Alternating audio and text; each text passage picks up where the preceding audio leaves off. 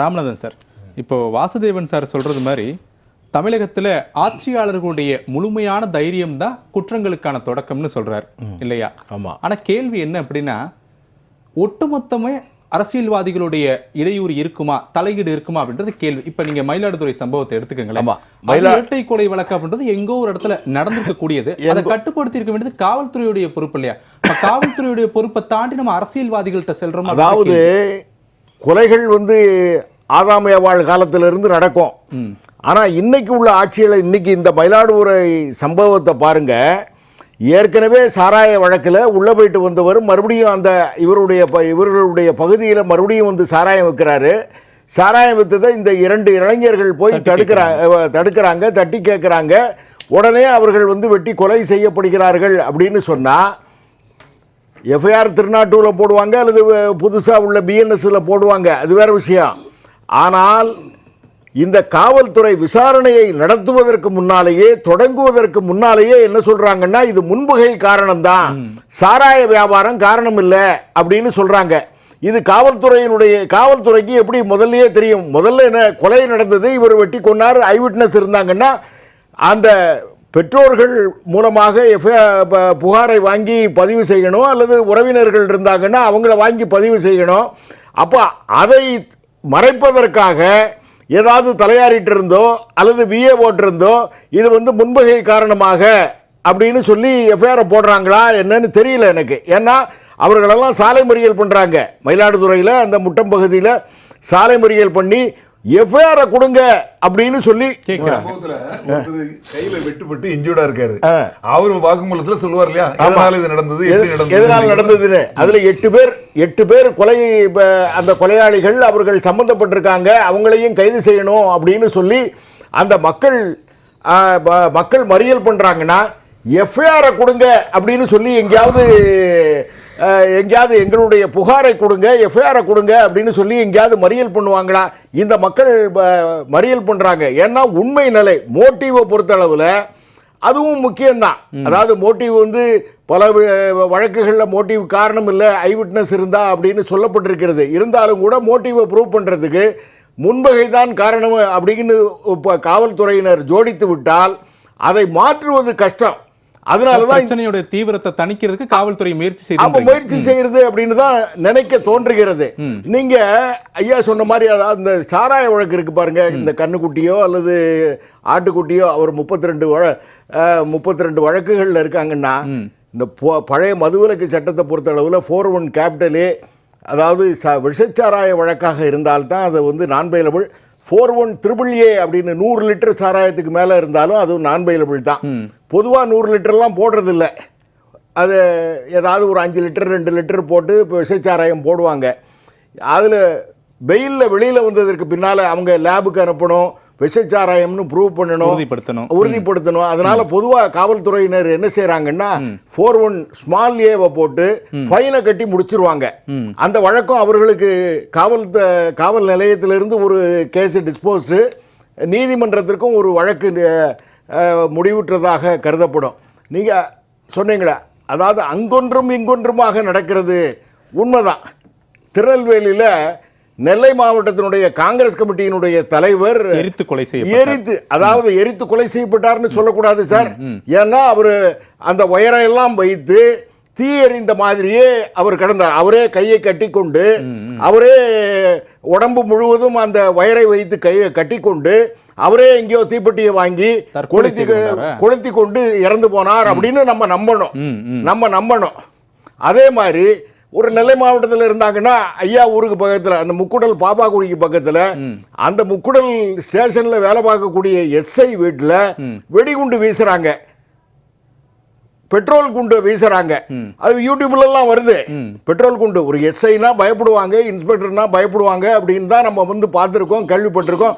அந்த முக்குடல் ஸ்டேஷனுடைய எஸ்ஐ வீட்டில் நம்ம என்ன நம்பணும்?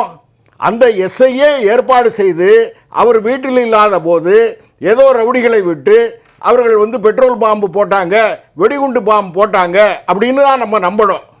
ஏன்னா சிவகங்கையில் ஒரு எஸ்ஐ பரமக்குடி சோமங்கலமோ சோமநாதபுரம் ஸ்டேஷனில் ஒரு விடுதலை சிறுத்தைகளுடைய நிர்வாகி மேல புகார் கொடுக்கறாங்க. இவர் இந்த மாதிரி பெண் காவல் ஆய்வாளர் பெண் காவல் ஆய்வாளர் புகார் கொடுக்கறாங்க.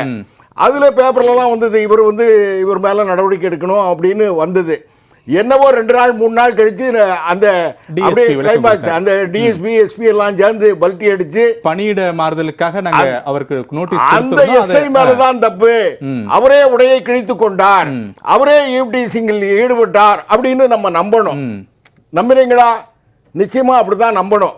நம்ம இங்க யார் அந்த சார்னு சென்னையில கேட்டாங்களே, உடனே அதாவது அந்த குற்றம் நடந்து அந்த அக்யூஸ்ட் கஸ்டடி கூட எடுக்கல.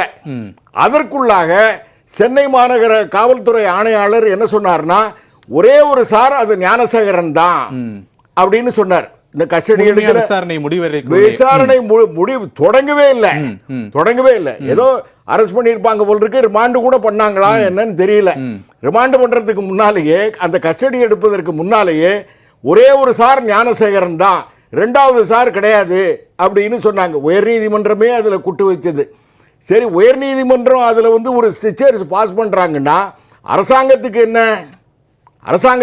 அவர் தனிப்பட்ட முறையில் பாதிக்கப்பட்டிருந்தால் அவர் மேல்முறையீடு செய்வதற்கு நிச்சயமாக அவருக்கு உரிமை இருக்கு. ஒரே ஒரு கேள்வி, இப்ப காவல்துறை ஆட்சியாளர்களை காப்பாத்துதுன்னு நீங்க சொல்ல வரீங்களா, இல்ல ஆட்சியாளர்களே காவல்துறைக்கு அழுத்தம் கொடுத்து எங்க கட்சிக்காரங்களை காப்பாத்துங்கன்றதுக்காக காவல்துறை மூலமே இந்த வாக்குமூலத்தை வெளியே சொல்ல வைக்கிறாங்களா? ரெண்டுமே தான். ஆட்சியாளர்கள் காவல்துறையை கட்டுப்படுத்துகிறார்கள், காவல்துறை ஆட்சியாளர்களுக்கு உதவியாக இருக்கிறது, அனுசரணையாக இருக்கிறது. ரெண்டுமே தான். ஆக்டிவ் வாய்ஸ் பாசிவ் வாய்ஸ் அப்படின்னு சொல்ற மாதிரி, செய்வினை செயற்பாட்டு வினை அப்படின்னு சொல்ற மாதிரி ஆட்சியாளர்கள் நிச்சயமாக இந்த காவல்துறையை கட்டுப்பாடு. புதுக்கோட்டை மாவட்டத்தில் காவல்துறையில் போய் இந்த மாதிரி கனிம வளங்களை கொள்ளையடிக்கிறாங்க அப்படின்னு சொன்னால் அந்த சமூக ஆர்வலர் ஜவஹர் அலி படுகொலை செய்யப்படுகிறார். இங்கே பல்லாவரத்தில் அவர் அந்த மாதிரி ஒரு சமூக ஆர்வலர் ரைட் டு இன்ஃபர்மேஷன் ஆக்டில் ஒரு தகவல்களை வாங்குகிறார், அவர் படுகொலை செய்யப்படுகிறார். காவல்துறை மரணங்கள் எத்தனை இருக்கு பாருங்க. காவல்துறை மரணங்கள் அப்படின்னு சொன்னா இந்த யாரை காப்பாற்றுவதற்காக இந்த வேலையை செய்யறாங்க அப்படிங்கிறது நிச்சயமாக விசாரிக்கப்பட வேண்டும். இந்த ஆட்சியாளர்கள் நிச்சயமாக சமூக விரோதிகளுக்கு துணை போகிறார்கள் என்பதுதான் நிச்சயமான உண்மை. இப்ப எல்லாரும் சொல்லக்கூடிய ஒரே நேர்கோட்டு பாதையில பார்த்தோம் அப்படின்னா, காவல்துறைக்கே பாதுகாப்பு இல்லை, அதான் உண்மை அப்படின்றது. துரைக்கருணா சார் சொன்னதுல தொடங்கி ஓய்வு பெற்ற காவல்துறை ராஜாராம் சொன்ன வரைக்கும் ஒரு சிலவங்க காவல்துறையில நேர்மையா நடக்கணும்னு நினைக்கிறாங்க, ஆனா அவங்கள கூட அரசு கட்டுப்படுத்தணும்னு நினைக்குது அப்படின்னு சொல்றாங்களே. இதெல்லாம் தடுக்கணும்னா என்ன பண்ணணும்? இன்னும் திமுகவுக்கு ஒரு வருஷத்துக்கு குறைவான காலங்கள் இருக்குது. ஏடிஜிபி ஐயா சொன்னாங்க, ஏடிஜிபியினுடைய அறையே எரிக்கப்பட்டது அப்படின்னு சொன்னா, இந்த காவல்துறை அந்த உண்மை குற்றவாளிகளை கண்டுபிடிக்காம அதில் குற்றமே நடக்கலை அப்படின்னு சொல்லி ஒரு அரசாங்கம் அறிக்கை வெளியிடுகிறது, ஒரு டிஜிபி அறிக்கை வெளியிடுகிறார் அப்படின்னு சொன்னால் எவ்வளவு மோசமானது பாருங்க. எவ்வளவு மோசமான ஈரல் அழுகிவிட்டதுன்னு கலைஞர் ஒரு தடவை சொன்னார். இந்த காவல்துறையை பார்த்து தான் சொன்னாரா, இந்த அரசாங்கத்தை பார்த்து சொன்னாரா அப்படின்னு தெரியல. நீங்கள் முதல்ல ஐயாட்ட கேட்கும்போது அப்பான்னு அழைக்கிறது மகிழ்ச்சி அப்படின்னு முதலமைச்சர் சொல்லியிருக்காரு. ஒரு உதாரணத்துக்கு சொல்கிறேன், யாரையும் குறிப்பிட்டு சொல்லலை. இப்போ எங்கள் அப்பா இருக்காருன்னு வச்சுங்க, குற்றவாளிகள் பக்கத்திலேயே நின்னார்னா நான் என்ன சொல்லுவேன், அப்பா குற்றவாளிகள் பக்கத்தில் நிற்காதீங்க, நல்லவர்கள் பக்கத்தில் வாங்க அப்படின்னு நான் கதறி அழுவேன். கடன் நாளியா அவர் கடன் வாங்கலை, ஒரு உதாரணத்துக்கு தான் சொல்கிறேன். கடனை வாங்கினா அவருடைய தகுதிக்கு மீறி கடன் வாங்கினா என்ன சொல்லுவோம், இந்த அரசாங்கம் வாங்குற மாதிரி 10 லட்சம் கோடி ரூபாய்க்கு கடனாளியாக இந்த தமிழ்நாட்டை விட்டு போவது போல எங்கள் அப்பா கடனாளியாக ஆனார்னு வச்சுங்க, அப்பா கடனாளியாக ஆக்காதீங்க அப்படின்னு நம்ம சொல்லுவோமா இல்லையா? இந்த மாதிரி குற்றவாளிகளை ஆதரிக்காதீங்க அப்படின்னு எல்லாரும் சொல்லுவாங்க. அது ஒன்று. என்ன தடுக்கணும் ஐயா, அந்த காவல்துறையினருடைய அந்த எண்ணிக்கை இருக்கு பாருங்க. அதாவது பொதுவாகவே எந்த அரசாங்கமே ஐபிஎஸ் ஆஃபீஸர்கள் ஐஏஎஸ் ஆஃபீஸர்கள் தங்களுடைய பதவிகளை கூட்டிக் கொள்வதில் அதிக விருப்பம் இருக்கு. அதாவது இன்ஸ்பெக்டர் ரேங்கில் உள்ளவங்க தான் குற்றங்களை தடுக்கணும். அது முதல்ல ஆட்சியாளர்களுக்கு புரியணும். அதாவது கான்ஸ்டபிள் இருந்து ஒரு பீட்டு போடணும், ஒரு ரோந்து செய்யணும் அப்படின்னு சொன்னால் ஐபிஎஸ் ஆஃபீஸர்களை கூட்டிக் கொண்டே போகிறார்கள். அவர்கள் ஒரு மாநிலத்திற்கு எதற்கு ஒரு டிஜிபி ரேங்கில் எதுக்கு 10 பேர் 15 பேர் எதுக்கு இருக்கணும்? நீ முன்னால் பார்த்தீங்கன்னா ஒரு இன்ஸ்பெக்டரே வட்ட ஆய்வாளர் அப்படின்னு இருப்பார். ஒரு தாலுகாவுக்கே ஒரு இன்ஸ்பெக்டர் தான் இருப்பார். ஒரு மாவட்டத்துக்கே 2 டிஎஸ்பி தான் இருப்பாங்க. ஒரு மாவட்டத்துக்கு ஒரு எஸ்பி அப்படின்னு சொன்னால் இன்னைக்கு வந்து ஐபிஎஸ் ஆஃபீஸர், அதாவது there are more number of jawans than there are more number of officers than the constables jawans அப்படிங்கிற லெவலுக்கு இன்னைக்கு வந்து ஒரு நிர்வாகம் நடக்கிறது. ஒரு ஐஜியா ஏகப்பட்ட பேர் இருப்பாங்க. ஒரு டிஐஜியா, டிஐஜி வந்து குற்றத்தை கட்டுப்படுத்த முடியாது. நம்ம ஒரு பிரமை என்ன இருக்கு அப்படின்னு சொன்னா, பிரமை என்ன இருக்குன்னா ஐபிஎஸ் ஆபீசர்கள்லாம் எல்லா குற்றத்தையும் கட்டுப்படுத்திடுவாங்க அப்படிங்கிற ஒரு பிரமை. ஏன்னா அந்த ஐபிஎஸ் படிப்புக்கு மேல இருக்கு. இந்த இன்ஸ்பெக்டர் ரேங்க் வரையும் உள்ள அதிகாரிகளை கூட்டணும்.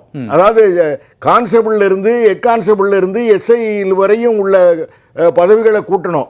இந்த அரசாங்கம் என்ன செய்யணும் அப்படின்னு சொன்னா, குற்றவாளிகளிடமிருந்து விலகி நிற்கணும்.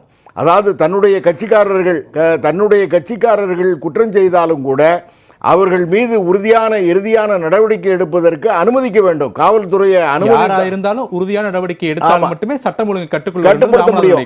இந்த காவல்துறையும் என்ன செய்யணும்னா, இந்த காவல்துறை இன்னைக்கு வந்து ஆட்சியாளர்களுக்கு அனுசரணையாக நம்ம இருக்கலாம் அப்படின்னு நினைச்சு அவர்களுக்கு புரிகின்ற மொழிகளேயே பதில் சொல்லுவோம்னு யார் மேல நடவடிக்கை எடுக்கிறாங்கன்னா, இந்த அரசாங்கத்தின் மீது யாரெல்லாம் யூடியூப்ல குற்றம் சொல்லுகிறார்களோ, பொதுக்கூட்ட மேடையிலே குற்றம் சொல்லுகிறார்களோ, அல்லது வேறு வழியிலே குற்றம் சாட்டுகிறார்களோ அவர்கள் மீது மட்டும்தான் இந்த காவல்துறை நடவடிக்கை எடுக்கிறது அப்படிங்கிறது வருத்தமான விஷயம்.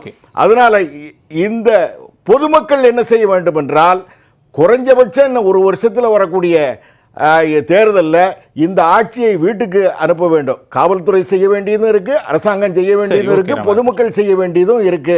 வீட்டுக்கு அனுப்ப வேண்டியதுதான் பொதுமக்கள் செய்ய வேண்டியது.